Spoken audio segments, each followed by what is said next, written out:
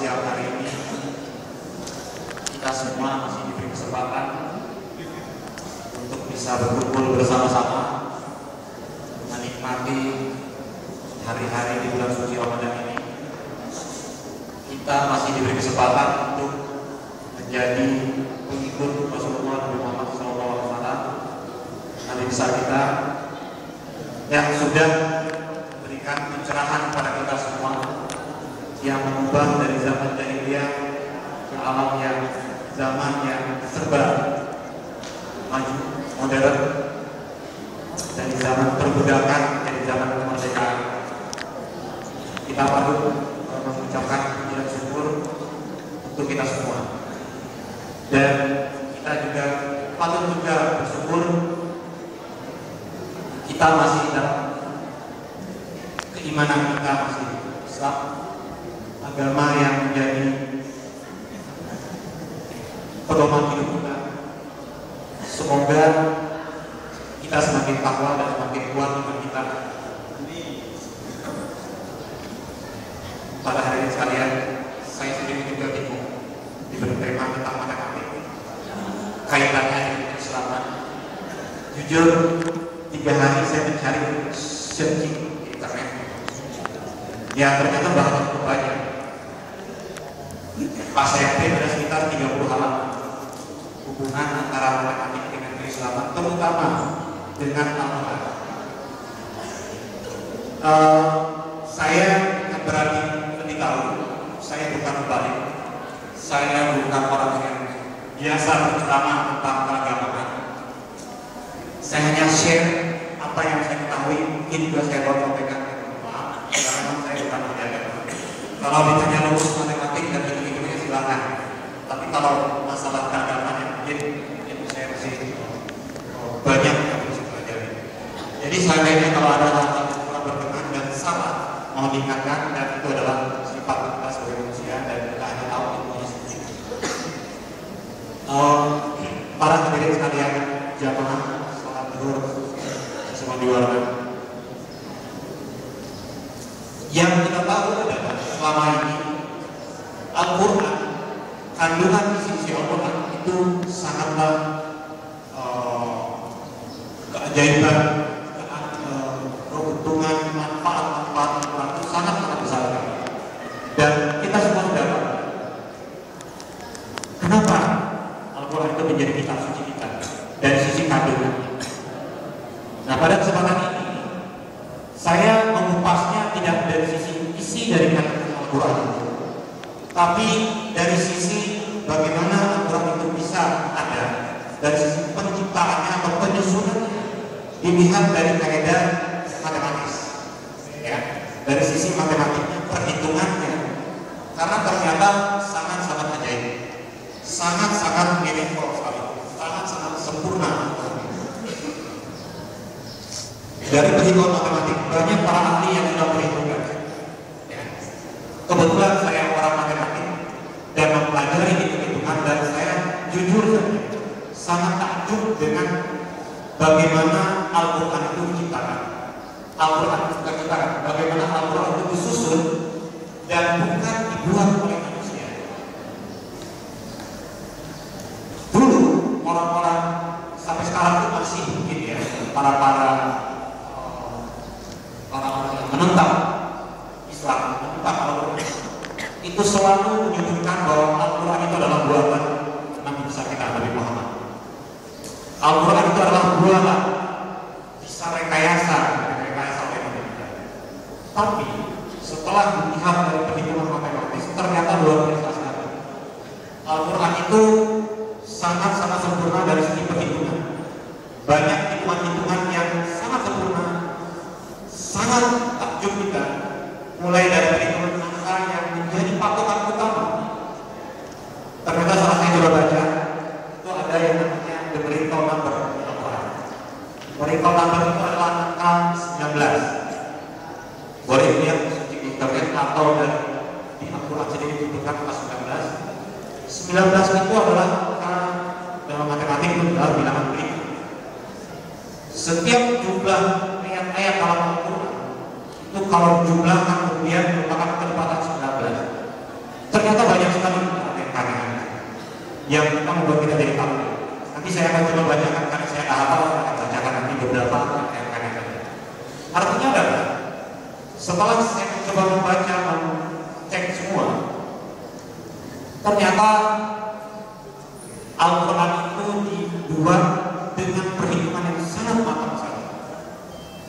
Berkaitan juga dengan ilmu-ilmu geografi, astronomi, penciptaan alam bintang, segala itu dengan perhitungan yang sangat matang. Kalau saya tidak matang, sedikit saja meleset, itu sudah menjadi hancur dunia ini.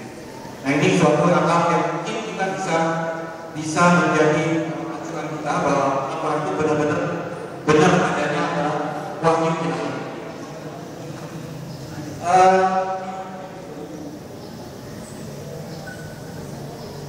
Dalam Al-Quran itu bisa beberapa saya sampel ya, karena saya juga nggak hafal, saya perlu bacakan.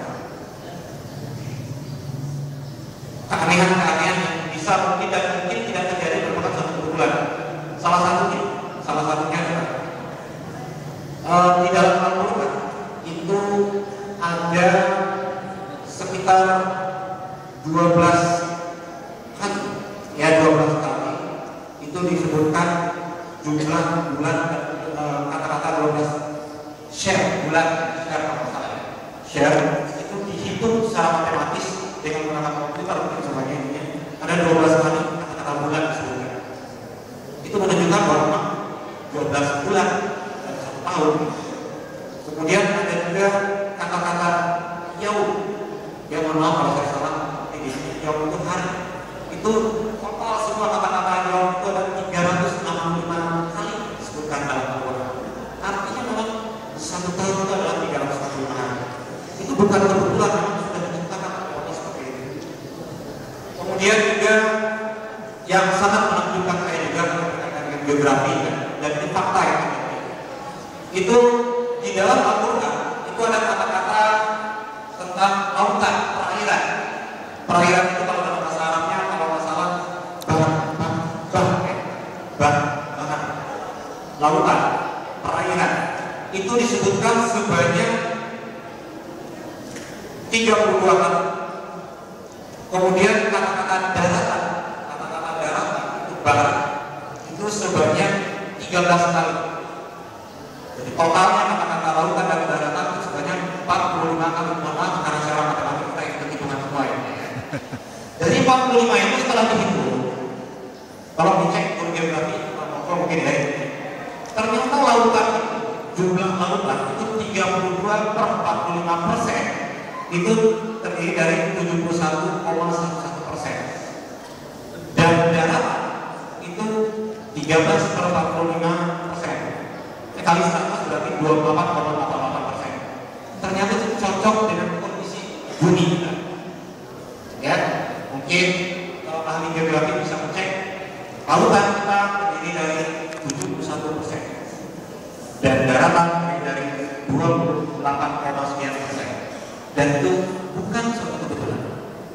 Ya, bukanlah kebetulan. Itu sesuatu yang memang sudah ditakdirkan diciptakan oleh Allah bahwa itu bukan ciptaan manusia.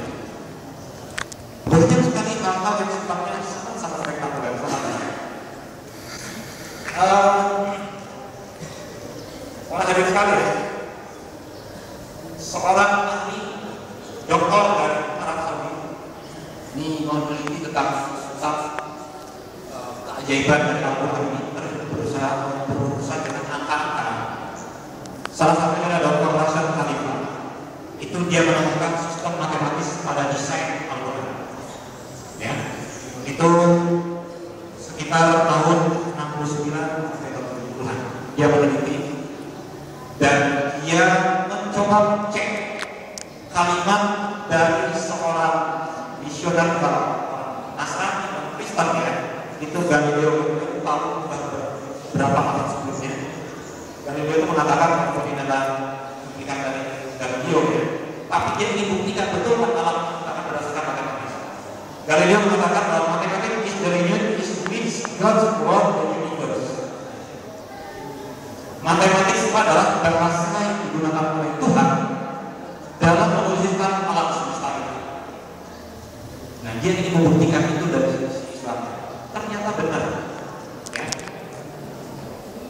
Alam itu diciptakan secara matematis, perhitungan secara matematis, semuanya serba matematis dan perhitungan. Sehingga orang yang berpikiran matematis sebenarnya cermat itu semua, harusnya dia akan semakin takwa, semakin beriman, semakin kuat. Ya, karena keyakinan matematis, orang matematis jelas berpikir logis, nalarnya jalan. Kalau saya bicara biasa dengan anak-anak, apa sampai out of the box, keluarlah dari bidang kotak kita. Karena matematika itu tidak terbuku, tidak hanya rumus, tapi membuka pikiran kita. Jadi semakin matematis kita, ya, semakin berpikir matematis, semakin perhitungan kita matang, semakin takwa kita mudah-mudahan kita lakukan, ya. Hal lain yang mungkin bisa menjadi ketujuan kita, ya. Saya kembali ke angka 19.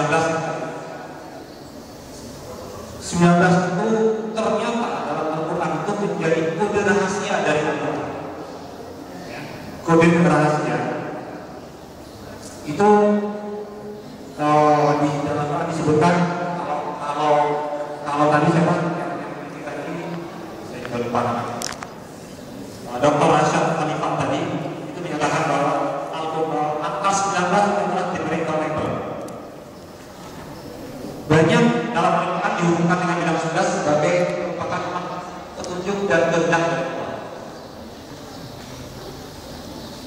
Keajaiban Al-Quran ini, ya, keajaiban Al-Quran ini jadi sentral. Angka 19 tadi ternyata menjadi suatu angka, saya tidak menyebutkan angka keramat, ya, karena nanti dikeramatkan, menjadi angka sentral yang menjadi patokan perhitungan dari Al-Quran. Kita kaji angka 19-nya. Angka 19 itu 1 dengan 9. 1 itu adalah Esa, jadi keesaan kita terhadap Tuhan. 9 itu adalah angka yang paling besar, ya, angka itu hanya 9, ya, 0, 1 sampai 9. Yang lain itu bukan angka tapi bilangan, ya, bilangan dari angka. Angka 9 itu adalah angka yang tertinggi, angka yang tertinggi, angka yang sempurna, ya. 1 dengan 9 kalau digabungkan jadilah dia bilang 5. Anda tahu yang namanya bilang 5 adalah bilangan yang tidak bisa dibagi dengan bilangan lain kecuali termasuk ini kalau dihubungkan dengan matematik. Allah itu Esa, tidak beranak dan tidak beranak, tidak bisa dibagi, ya, sama prima, jadi hanya tunggal. Itu angka 19. Kemudian angka 19 ini, ya,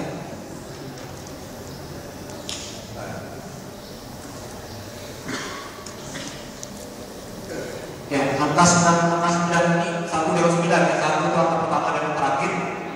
Kemudian tadi sempurna, 9 itu angka yang terakhir. Allah juga sama, awal dan akhir, ya, kata-kata Allah misalnya di surat 57 ayat 3, dialah yang awal dan yang akhir, yang zahir dan yang batin, dialah yang mengetahui segala-galanya.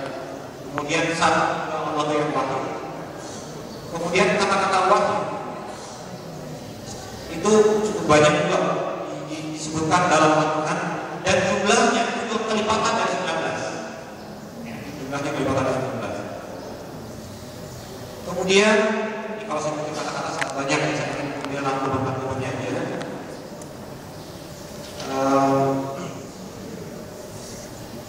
Ya, kembali kepada keajaiban Al-Quran tadi, bahwa Islam, ya, agama Islam itu adalah agama yang fitrah. Jadi kembali awal dan akhir setelah kita meyakini bahwa Allah benar-benar ada dan Al-Quran itu bukan buatan manusia dan bukan buatan Nabi Muhammad. Semoga kita semakin takwa dan semakin beriman kepada Allah. Kemudian saya sedikit memberikan dua pencerahan kepada kita semua. Tidak banyak yang tahu tentang kejayaan Islam, tentang ilmuwan terutama matematik. Mungkin Anda pernah mengenal yang namanya angka 0. Ya, angka nol itu bukan dari barat, bukan juga dari India, tapi itu adalah orang Islam yang menemukan. Ahli yang menemukan itu adalah seorang ahli yang bernama Al-Khawarizmi. Al-Khawarizmi adalah ahli aljabar yang pertama menemukan angka nol, tapi diklaim oleh orang barat, diklaim oleh Leonardo da Vinci, ya, kemudian juga diklaim juga oleh bilangan ya Leonardo da Vinci ini tadi dia bawa angka nol, dan orang-orang gereja menentang karena dia tahu karena itu dari Arab, ya, sehingga angka nol tidak dipakai waktu itu di Eropa, di kalangan kaisar, di kalangan gereja. Tapi ternyata angka nol itu tetap terpakai. Kenapa? Sangat berpengaruh. Kalau tidak ada angka nol, kita bisa bayangkan hari ini angka yang membedakan angka 1, 10, 1000, 100, 1 juta itu adalah angka nol. Dan yang menjadi puncak dari revolusi digital sekarang adalah karena adanya angka nol, yaitu ada angka nol dan angka 1. Mungkin di fisika kita bisa lihat itu bilangan biner. Biner itu hanya 01, 01 untuk menunjukkan bahwa kode. Ya. Jadi apa yang saya sampaikan ini adalah sekedar gambaran bahwa ternyata dalam kehidupan kita ini segalanya diperhitungkan dengan matang, dan saya mencoba menghubungkannya dengan matematis. Makanya bukan berarti kalian semua anak-anak sekalian bukan berarti harus jago matematik, bukan pintar matematik, tapi minimal perhitungan logisnya kita bisa memanfaatkan itu sehingga bisa lebih meningkatkan ketakwaan kita kepada Allah SWT. Dalam perhitungan sholat, ya saya juga mencoba melihat artikel yang ada. Sholat itu ternyata juga merupakan perputaran sudut, ya, sudut mulai dari rukuk 90 derajat, itu benar 90 derajat. Kemudian kita sujud 180 derajat, kemudian kembali lagi berputar. Itu menunjukkan bahwa kita tunduk kepada Allah. Karena apa? Langit dan bumi itu tunduk. Itu juga perhitungan matematis. Jadi apa yang ada, fenomena yang ada di alam ini, mudah-mudahan menjadikan kita semakin yakin dan percaya. Tidak ada keraguan. Insya Allah apa yang saya sampaikan ini mudah-mudahan bisa menjadi tambahan ilmu buat kita semua, termasuk buat saya sendiri. Karena saya jujur aja dalam mencari materi itu juga menjadi bingung sendiri. Ternyata Al-Quran itu sangat-sangat luar biasa, apalagi saya kaitkan dengan perhitungan matematik. Belum dilihat dari kajian di dalamnya, ya, baru perhitungannya aja.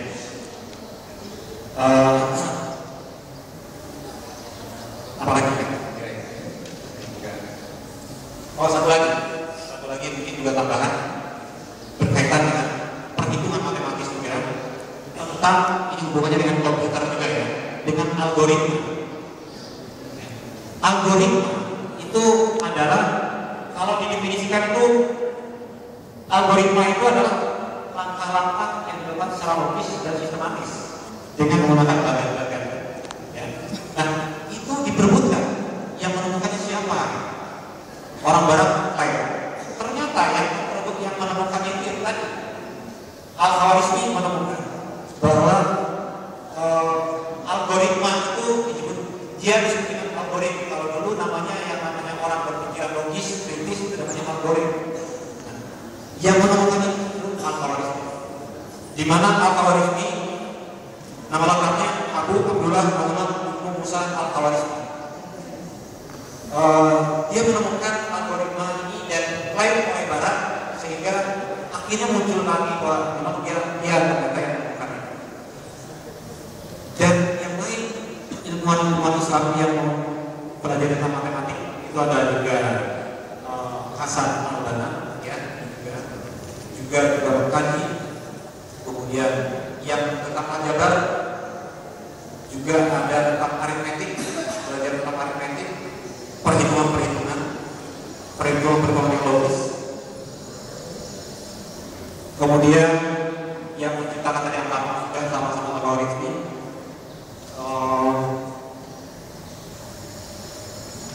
Ya, di sini. Artinya, mari kita merenung, kita mari mencoba introspeksi. Apakah penciptaan alam begitu saja, terjadi begitu saja, dan kita patut memberikan suatu keyakinan bahwa Allah menciptakannya sedetil-detilnya. Sebenarnya ada juga dari konsep geologinya, dari karena geologi itu masuk jumlah tulang dalam sisi manusia itu juga perhitungannya berhitungan sama Allah. Di dalam Al-Quran itu sudah disebutkan. Artinya apa? Sebelum orang barat kalau menemukan, sebenarnya kalau kita mengkaji Al-Quran semuanya ada di dalam. Hanya kitanya yang belum bisa menemukan itu. Nah, mudah-mudahan ini menjadi pemicu kita, termasuk saya pribadi, apakah yang mengenal angka lebih mendalami Al-Quran, lebih mencoba mencerna lagi sesuai dengan ilmuwan yang kita miliki, sehingga apa yang ilmu yang kita peroleh ini bisa kita perbuat kehidupan kita. Ya, mohon maaf mungkin karena memang ini adalah hubungannya matematik, mungkin ada yang alergi dengan angka, tapi dari angka itulah jujur aja, dari angka itu saya bisa menemukan beberapa rumusan berhitung dari Al-Quran. Perhitungan-perhitungan sederhana, perhitungan-perhitungan sangat simpel, dan kalau kita lebih tahu mungkin ini akan saya share materinya, sangat-sangat spektakuler. Ya, kalau di sini disebut numerical number, saya disebutnya numerical maths, numerical matematik. Jadi kita matematik berkaitan dengan hubungan dengan Islam. Tapi dari sisi perhitungan angka. Demikian mungkin rekan-rekan sekalian dan anak-anak sekalian. Mohon maaf, mungkin apa yang saya sampaikan ini adalah sekedar sharing bagi kita semua, dan itu pun baru saya dapatkan ilmunya juga, tapi itu perhitungan-perhitungan matematiknya itu saya sudah pelajari. Tapi hubungan dengan keislaman itu baru saya juga dapatkan. Mudah-mudahan yang sedikit ini bermanfaat buat kita semua. Mohon maaf kalau ada hal-hal yang salah dan kurang berkenan. Wabillahi taufiq wal hidayah. Wassalamualaikum warahmatullahi wabarakatuh.